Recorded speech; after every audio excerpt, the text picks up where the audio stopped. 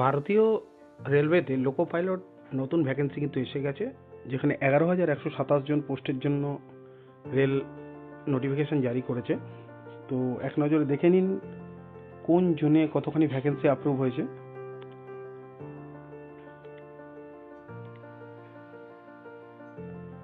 প্রথমে দেখুন সেন্ট্রাল রেলওয়েতে রয়েছে 1400 কিন্তু ভ্যাকেন্সি।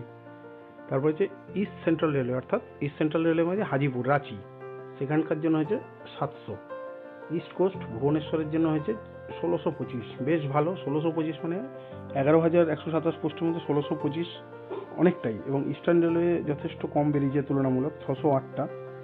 নর্থ সেন্ট্রাল রেলওয়ে 457টা। নর্থ ইস্টার্ন রেলওয়ে অর্থাৎ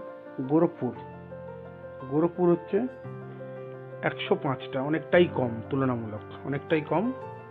এবং হচ্ছে তারপরে হচ্ছে নর্থ ইস্ট ফ্রন্টিয়ার অর্থাৎ মালিগাঁও গুয়াহাটি 1276।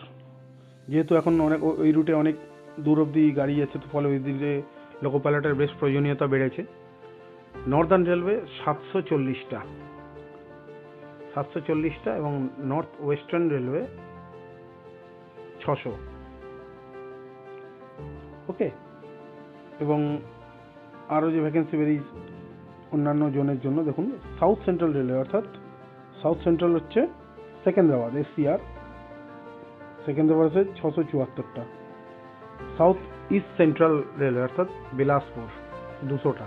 কারণ গতবার সাউথ ইস্ট সেন্ট্রালে অতিরিক্ত বেশি ভ্যাকেন্সি বেরিয়েছিল, অর্থাৎ অনেকটাই বেশি ভ্যাকেন্সি বেরিয়েছিল বলে এবছর অনেকটাই কম 2026-এ বের কম রয়েছে, 200টা মাত্র। সাউথ ইস্টার্নে যথেষ্ট বড় ভ্যাকেন্সি বেরিয়েছে, গতবার খুব কম বেরিয়েছিল 1531টা। সাউদার্ন রেলওয়ে চেন্নাই 250টা। সাউথ ওয়েস্টার্ন রেলওয়ে অর্থাৎ এই যে হুবলি যেটা 200টা ভ্যাকেন্সি মাত্র। ওয়েস্ট সেন্ট্রাল রেলওয়ে জব্বলপুর 541টা। এবং ওয়েস্টার্ন রেলওয়ে অর্থাৎ যোধপুর হচ্ছে 214টা। আর এই যে এখানে এক্সট্রা একটা ভ্যাকেন্সি 6টা দিয়েছে, ইস্টার্ন রেলের আন্ডারেই, কিন্তু ওটা আলাদা করে 6টা দেওয়া হয়েছে। এটা হচ্ছে CNW তো হচ্ছে চিত্তরঞ্জন লোকোমোটিভ ওয়ার্কসে গাড়ি আগে পিছিয়ে করার জন্য অনেক সময় নতুন গাড়ি সেক্ষেত্রে লাগে, তো ওখানে নতুন করে 6টা ভ্যাকেন্সি বের করেছে। টোটাল 11,127টা ভ্যাকেন্সি। ঠিক আছে। এই ALP যে 2026-এ তার যে CBT-1 এক্সাম হবে প্রথমে, তারপর CBT-2, তারপর সাইকো টেস্ট অর্থাৎ যেটা হচ্ছে